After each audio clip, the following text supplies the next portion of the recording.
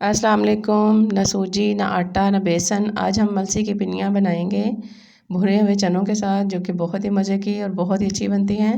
उम्मीद है आपको मेरी रेसिपी पसंद आएगी। चलिए शुरू करते हैं। बिस्मिल्लाहिर्रहमानिर्रहीम। सबसे पहले हमने अलसी को एक पैन में डालना है और उसको हमने भुनना स्टार्ट कर देना है। अलसी के बेनिफिट्स का आपको पता ही होगा कि ये हमारे लिए कितनी अच्छी है और हमारी सेहत को कितना फ़ायदा देती है। इसको हमने आहिस्ता आहिस्ता भुनना शुरू कर देना है। इसके भुनने की जो निशानी है वो मैं भी आपको बताती हूँ। और फ्लेम हमने दरमियानी रखनी है, बिल्कुल स्लो हो गए। तेज़ जो फ्लेम होगी उस पर हमारी अलसी जलने का ख़तरा होगा। ये साइडों से मैं इसको देखें, ये दरमियान में से मैं जगह छोड़ रही हूँ। ये देखें यहाँ पे हल्के हल्के इसने पटाखे जो अलसी जो मार रही है, इसका मतलब है हमारी जो अलसी है वो भुन चुकी है। अब इसके बाद चने हैं, ये हमने ये भी ड्राई रोस्ट कर लेने हैं और इसको हमने अच्छी तरह से, पहले ही ये भुने हुए होते हैं लेकिन मज़ीद हम इनको थोड़ा सा ड्राई रोस्ट करेंगे। और इनको हमने पीस के, ये एक बाउल मैंने जो अलसी का लिया था, ये इनका जो पाउडर है ये हम 2 बाउल पाउडर के लेंगे।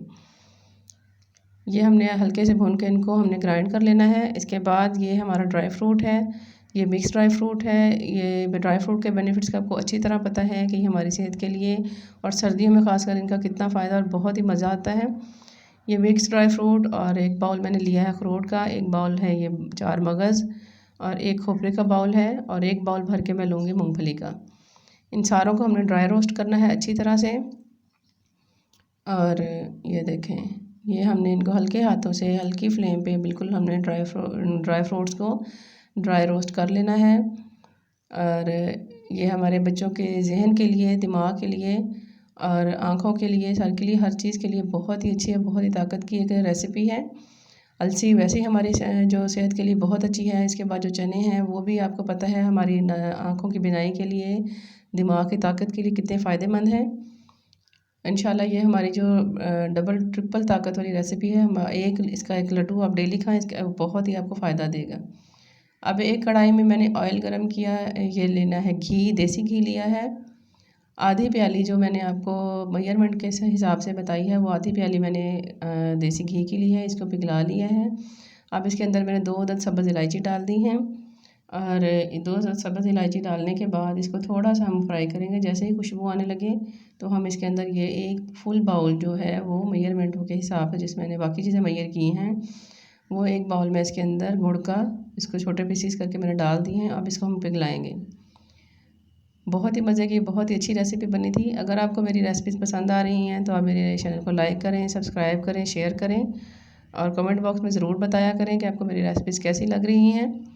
अभी देखिए गुड़ जो हमारा वो मेल्ट होना शुरू हो गया है। जैसे ही हमारा गुड़ तकरीबन मेल्ट होना शुरू हो जाएगा, 3 हिस्से जब मेल्ट होगा, तो हम इसके अंदर जो बाउल मैंने आपको बताया है, उसी बाउल के मैयर से आपने हाफ़ बाउल आपने इसमें पानी का ऐड कर देंगे। देखिए हमारा गुड़ मेल्ट हो गया है। अब हम इसके अंदर हाफ़ बाउल के करीब पानी डाल देंगे।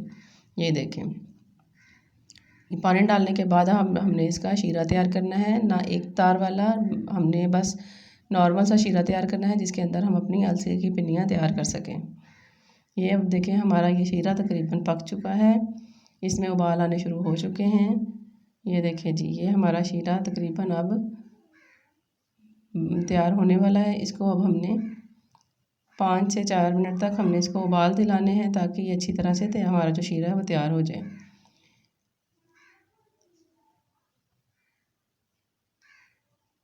शीरा अगर आपका अच्छा बनेगा तो इससे आपकी पिन्नी भी बहुत ही अच्छी बनेगी। शीरा हमने ज़्यादा गाढ़ा नहीं करना, क्योंकि हमने अपनी पिन्नी को सॉफ्ट ही रखना है, इसको हमने सख्त नहीं होने देना। इसलिए हम शीरे को सिर्फ गुड़ पिघलाएंगे और 3 से 4 मिनट के लिए हम थोड़ी देर इसको पकाएंगे। और ये देखिए जी, तकरीबन हमारा शीरा जो है वो अब पक चुका है, अब तैयार है।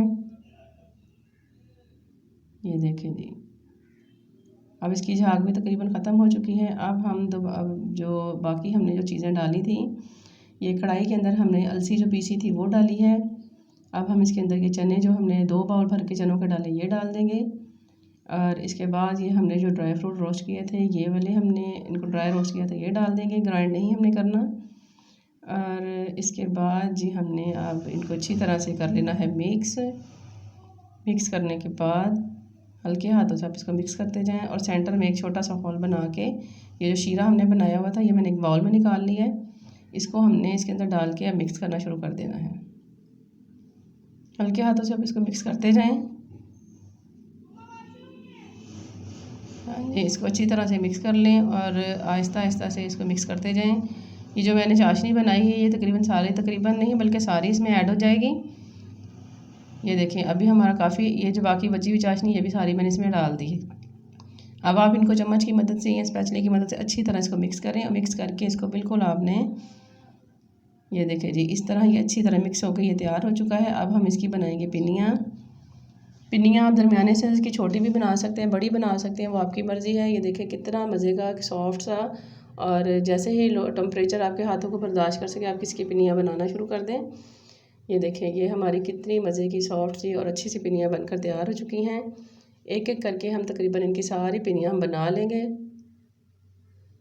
ये देखिए जी, ये हमारी पिन्नियाँ हमने एक एक करके इनको अच्छी सी गोल सी शेप देके हमने सारी बना लेनी है।